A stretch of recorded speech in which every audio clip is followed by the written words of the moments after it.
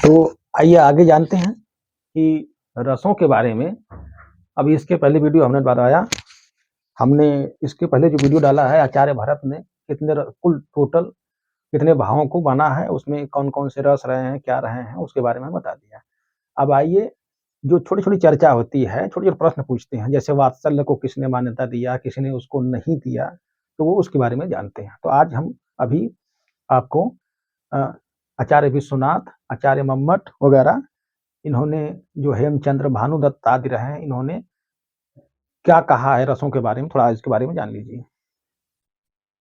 तो आचार्य विश्वनाथ, अभिनवगुप्त, हेमचंद, भानुदत्त आदि, ठीक है। आदि का मतलब इसमें और भी हो सकते हैं लोग, हम इतने लोग बता रहे हैं जिनकी जरूरत है। तो विश्वनाथ, अभिनवगुप्त, हेमचंद्र तथा भानुदत्त, ठीक है, इन्होंने वात्सल्य रस को मान्यता दिया है। वात्सल्य रस को मान्यता दिया है।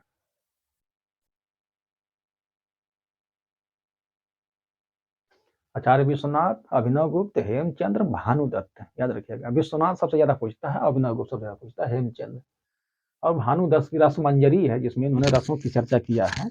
तो आचार्य विश्वनाथ, आचार्य अभिनवगुप्त, हेमचंद्र और भानुदत्त आदि ने वात्सल्य रस को, ठीक है, इस वात्सल्य रस को मान्यता दिया है। इसको वात्सल्य रस को इन्होंने माना, किसने? विश्वनाथ, अभिनवगुप्त, हेमचंद्र, भानुदत्त आदि ने वात्सल्य रस को मान्यता दिया है। लेकिन इन सब का विरोध आचार्य मम्मट ने किया है। आचार्य मम्मट ने इसका विरोध किया है। इसका विरोध किया है, यानी कि नहीं माना है, ठीक है। इन्होंने इस वात्सल रस को जो मान्यता दिया है इन लोगों ने, ठीक, ठीक है, इन लोगों ने जो माना है उसको, इसका इन्होंने विरोध किया है, उसको मान्यता नहीं दिया। किसने? आचार्य मम्मट ने। आचार्य मम्मट ने इसका विरोध किया। विश्वनाथ का, अभिनवगुप्त का, हेमचंद का और भानुदत्त। विश्वनाथ, अभिनवगुप्त, हेमचंद और भानुदत्त ने वात्सल्य रस को मान्यता दिया। आचार्य मम्मट ने उसका विरोध किया है, ठीक है। महात्मा सूरदास ने वात्सल रस की प्रतिष्ठा से 10वां रस वात्सल रस माना जाने लगा। महात्मा सूरदास ने अगर कहेंगे कि वात्सल्य रस को प्रतिष्ठा प्राप्त कर्म कराया, वात्सल्य रस को प्रतिष्ठित किया, प्रतिष्ठित महात्मा सूरदास ने किया, सूरदास ने किया था, ठीक है। तो ये वात्सल रस को प्रतिष्ठा किसने दिलाया? सूरदास ने दिया। वात्सल रस जानते हैं, कृष्ण, भगवान कृष्ण के जन्म के बारे में जितना बढ़िया सूरदास ने लिखा है। कहा जाता है कि सारे काव्य के जो अंग हैं, सारे काव्य शास्त्रीय परंपराएं सूरदास जी के पीछे पीछे पीछे पीछे हाथ जोड़कर दौड़ने लगती है। जब सूरदास किसी पद की रचना करते हैं, कहा जाता है कि इन्हें किसी काव्य शास्त्र की जरूरत नहीं पड़ती है, बल्कि काव्य शास्त्र की जरूरत को इनकी जरूरत पड़ती है, महात्मा सूरदास जी। तो सूरदास जी जब पदों की रचना करते हैं तो सारे काव्य शास्त्रीय परंपराएं, सारे काव्यांग, वो रस, छंद, अलंकार, मानो लगता है कि उनके पीछे पीछे हाथ जोड़े दौड़ रही है, आगे पीछे चक्कर लगा रही है। तो वात्सल रस को प्रतिष्ठा महात्मा सूरदास ने दिया, ठीक है। महात्मा सूरदास ने दिया। इस प्रकार से 10वां रस माना गया कौन? वात्सल्य रस। 10वां वात्सल रस को मान्यता दिया गया, ठीक। 10वां रस वात्सल रस की प्रतिष्ठा हुई। वहीं अभिनव गुप्त ने शांत रस का अस्थाई भाव, ये छोटे-छोटे प्रश्न पूछ सकता है कि अभिनव गुप्त ने शांत रस का अस्थाई भाव किसको माना है? तो अभिनव गुप्त ने, ठीक है? अभिनव, लिख लीजिए, अभिनव गुप्त ने शांत रस, शांत रस का अस्थाई भाव तृष्णा जन्य सुख माना। तृष्णा जन्य सुख कहा है। अभिनव गुप्त ने शांत रस का अस्थाई भाव तृष्णाजन्य सुख कहा है। कहा कि जो शांत रस का अस्थाई भाव क्या है? तृष्णाजन्य सुख है। याद रखिएगा, अभिनव गुप्त ने शांत रस का अस्थाई भाव तृष्णाजन्य सुख को माना है। पूछता है कि तृष्णा, शांत रस का अस्थाई भाव तृष्णाजन्य सुख किसने माना है? तो वो अभिनव गुप्त ने माना है। तो शांत रस का अस्थाई भाव तृष्णाजन्य सुख किसने माना है? तो वो अभिनव गुप्त ने माना है। ठीक है, इसके बाद आइए रस की अवधारणाएं पढ़ते हैं। रस की क्या अवधारणाएं हैं? जो प्रश्न बस रुक जा रहे हैं लिख लीजिए। आगे हम रस की अवधारणाएं पढ़ाएंगे आपको। रस की क्या अवधारणा है, जिस पर प्रश्न छोटे छोटे बन जाते हैं।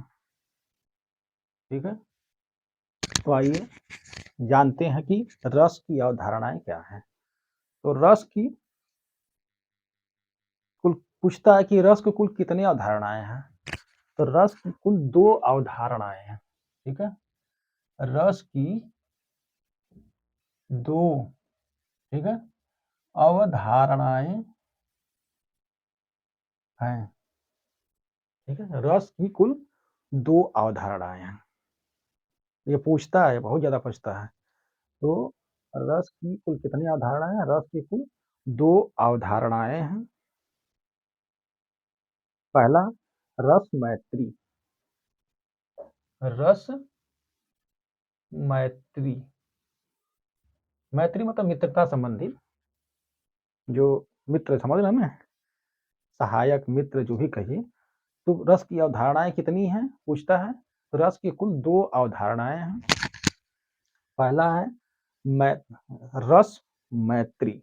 ठीक, रस मैत्री को आप, इसका मतलब ये होता है जो आस्वादन में सहायक हो। जो आस्वादन, आस्वादन में सहायक हो, उसे क्या कहते हैं? रस मैत्री। जो रसास्वादन में, अर्थात रस के आनंद लेने में जो सहायक हो, उसे रस मैत्री कहा जाता है। जो रसास्वादन में या आस्वादन में सहायक हो, उसे रस मैत्री कहा गया है। और दूसरी जो अवधारणा है, रस की दूसरी अवधारणा क्या है? रस विरोधी, रस विरोध, रस विरोध। ठीक है, दूसरी अवधारणा है रस विरोध, अर्थात जो रसास्वादन में बाधा उत्पन्न करे। जब रसास्वादन, स्वादन में बाधा उत्पन्न हो, तो रस विरोध कहा जाता है। तो ये रस की कुल 2 अवधारणाएं हैं। कौन कौन सी? रस मैत्री और रस विरोध। ये लग रहा है बहुत इजी प्रश्न है, बहुत आसान है, लेकिन जब ये पूछेगा कि रस की कितनी अवधारणाएं हैं, तो आपको डाल देगा ऑप्शन में 1, 2, 3, 4 या 2, 4, 6। तो रस की कुल 2 अवधारणाएं हैं। एक है रस मैत्री और दूसरा रस विरोध। रस मैत्री अर्थात जब रसास्वादन में सहायक हो तो उसे रस मैत्री कहते हैं। जब रसास्वादन में विरोध उत्पन्न हो तो उसे रस विरोध कहते हैं। तो ये है रस की दो अवधारणाएं। ये बहुत टेढ़ा प्रश्न बनता है क्योंकि ये फैक्ट पर आधारित है ना, इसीलिए टेढ़ा होता है। 1 2 3 4 इसमें अंदाजा नहीं लगा सकते, 1 है कि 2 है कि 3 है कि 4 है। तो याद रखिएगा रस की दो अवधारणाएं हैं, एक रस मैत्री, दूसरा रस विरोध। ठीक है, तो जब रस स्वादन में विरोध उत्पन्न हो तो रसा विरोध कहा जाता है। वहीं आचार्य रस विरोध के 3 भेद माना है किसने? आचार्य विश्वनाथ ने। विश्वनाथ ने रस विरोध के 3 आधार माना है। ने रस विरोध का 3 आधार माना है। 3 आधार माना है। आचार्य विश्वनाथ ने रस विरोध के 3 आधार माना है। कौन कौन सा? पहला आलंबन के विरुद्ध, आलंबन के विरुद्ध। दूसरा आधार इन्होंने आश्रय के विरुद्ध, आश्रय के विरुद्ध। ठीक, दूसरा आश्रय के विरुद्ध। तीसरा बिना व्यवधान के एक दूसरे के बाद आगे पीछे आने के विरुद्ध। तीसरा बिना व्यवधान के, बिना व्यवधान, व्यवधान के एक दूसरे के आगे पीछे आना। ठीक है, बिना व्यवधान के एक दूसरे के बाद आगे पीछे आने, आने के विरुद्ध। ठीक है, आने के विरुद्ध, बिना व्यवधान के एक दूसरे के आगे पीछे, आगे पीछे इसमें ये लग जाएगा आने के विरुद्ध।